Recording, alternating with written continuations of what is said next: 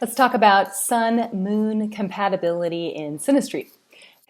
When we look at the poles of the masculine and the feminine, the masculine is represented by the sun. The energy moves out away from the sun, and the feminine is represented by the moon, which is this rock, right? The moon's our satellite, but it's basically a rock that reflects the light back to the sun.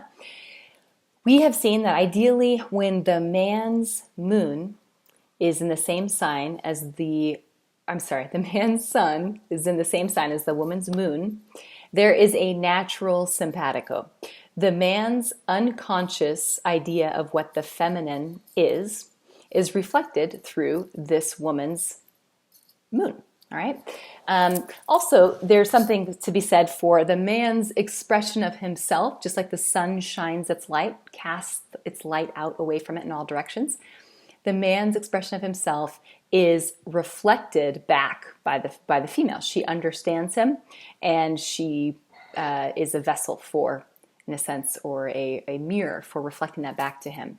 So there is this, and remember the moon is unconscious, so it's the woman's sort of unconscious way of being. It's where she feels comfortable, it's home for her. It is this place of safety and security is reflected in her partner's way of being. So that's a very attractive, natural, you were made for me kind of a thing.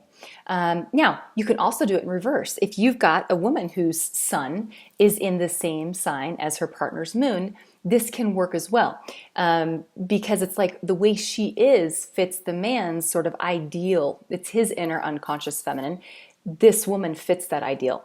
And really, it doesn't have to even be the same sign. There's some really interesting things you can do with this. You need to know the birth time, but take your partner, look at both of your suns, which houses they fall in. Okay, so of course the zodiac sign, and then the houses that they each fall in, and make a note. Then look at the moons, look at this, the zodiac sign they fall into and the houses they fall into, and make a note. Okay, the house placement's really important. So for example, I'll use myself because I know my stuff. As always, I'm a Libra sun and I have an Aries moon. Okay, let's say I'm dating someone who has, let's say, a Cancer sun and a Capricorn moon. We'll just do kind of something that squares me. Okay, that makes a grand cross. The two of us, we both hold. We both were born of full moons and hold each side of the cardinal cross. Okay.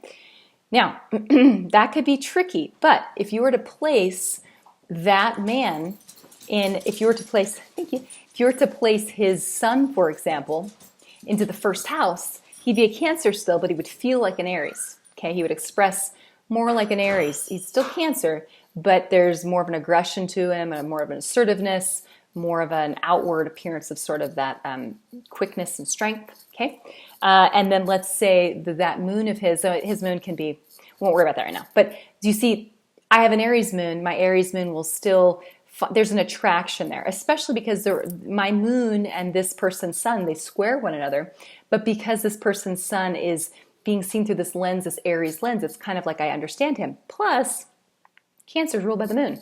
So do you see?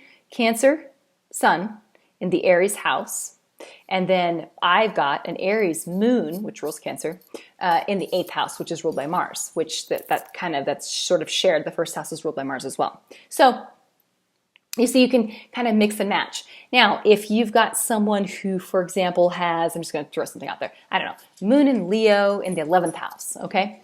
Moon and Leo in the 11th house, so they've got their moon in the house that's opposite the natural ruler. So moon is the 5th house, okay? We're going to put that moon in the opposite, in the 11th house, okay? In that 11th house, that moon is going to feel like both Leo, and it's going to feel a little bit like Aquarius. And they would do well with a partner who has fire or who has air, someone who has a strong fire or air in their chart, or perhaps someone who has some strong Uranus in their chart, because that brings out that sort of Aquarius thing.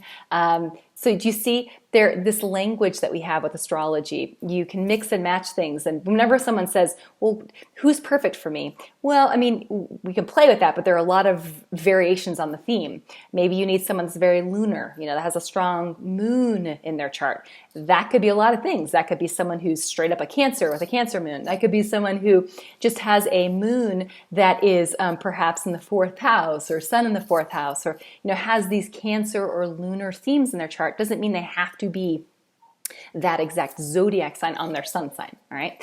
But back to what we were saying with sun and moon, it's been shown time and again, for whatever reason, you see sextiles a lot in harmonious marriages and harmonious relationships.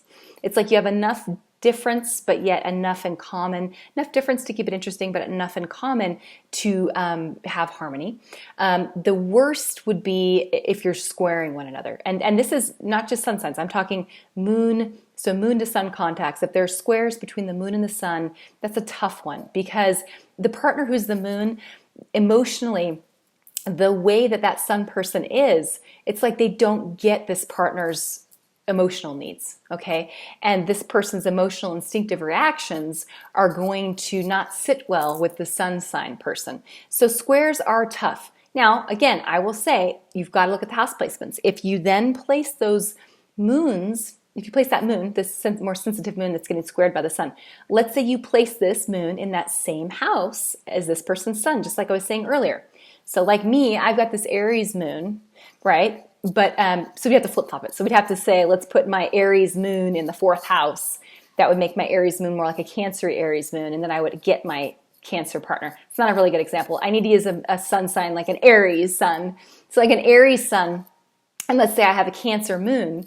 If I've got that Cancer moon in my 1st house, or if I've got, that would actually make me really emotionally reactive. That might not work either. But if I have that Cancer moon in a fire, maybe in the Sagittarius house, maybe the 9th house, or something that's like fiery and can kind of bounce back from the barbs that Aries can throw out at you. Okay, so you need to look at not just the zodiac sign, but look at the house placement, and then you need to know what the natural rulers are of all the houses, and then you can kind of do this little interesting look at the compatibility.